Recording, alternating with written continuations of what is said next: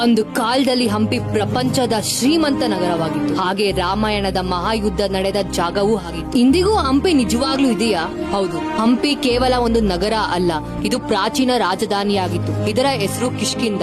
ಇಲ್ಲಿ ರಾಜ ವಾಲಿ ಮತ್ತು ಸುಗ್ರೀವ ರಾಜ್ಯಭಾರ ಮಾಡುತ್ತಿದ್ರು. ದೇವರು ರಾಮ ಮತ್ತು ಹನುಮಂತ ಮೊದಲ ಬಾರಿಗೆ ಇಲ್ಲಿಯೇ ಭೇಟಿಯಾದದ್ದು. ಇನ್ನು ಅಂಜನಾದ್ರಿ ಬೆಟ್ಟ ಹನುಮಂತನ ಜನ್ಮಸ್ಥಳ.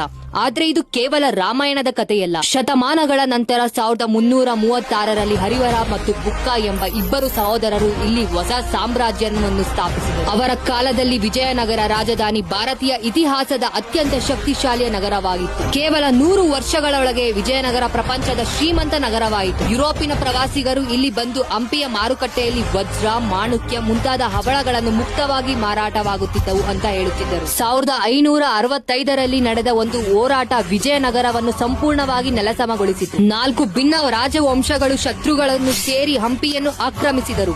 6 ತಿಂಗಳ ನಂತರ ಹಂಪಿ ಲೂಟಿ ಹೊಡೆಯಲಾಯಿತು. 1 ತಿಂಗಳುಗಳ ಕಾಲ ಈ ನಗರ ಹೊತ್ತಿ ಹುರಿಯಿತು. ದೇವಸ್ಥಾನಗಳು ಧ್ವಂಸ ಮಾಡಲ್ಪಟ್ಟವು, ಅರಮನೆಗಳು ಸುಟ್ಟು ಕರಕಲಾಯಿತು. ಒಂದಾನೊಂದು ಕಾಲದಲ್ಲಿ ಪ್ರಪಂಚದ ಶ್ರೀಮಂತ ನಗರವಾಗಿದ್ದ ಹಂಪಿ ಇಂದು ಕೇವಲ ಹಾಳಾದ ಸ್ಥಳವಾಗಿ ಉಳಿಯಿತು. ಆದರೆ ಶಕ್ತಿ, ಸಂಸ್ಕೃತಿ, ಇತಿಹಾಸ ಇವು ಎಂದಿಗೂ ಸಾಯೋದಿಲ್ಲ. ಇವತ್ತಿಗೂ ವಿಜಯನಗರ ಕಾಲದಿಂದ ಪವಿತ್ರವಾದ ವಿರೂಪಾಕ್ಷ ದೇವಸ್ಥಾನದಲ್ಲಿ ಪ್ರತಿದಿನವೂ ಪೂಜೆ ನಡೆಯುತ್ತದೆ. ಅಂಜನಾದ್ರಿ ಬೆಟ್ಟಗಳು ಹನುಮಾನ್ ಆರಾಧನೆ ನಡೆಯುತ್ತಲೇ ಇರುತ್ತದೆ. ಈ ಪಾಳು ಬಿದ್ದ ನಗರ ತನ್ನ ಕತೆ ಹೇಳುತ್ತಲೇ ಇಂದಿಗೂ ಅಮರವಾಗಿದೆ.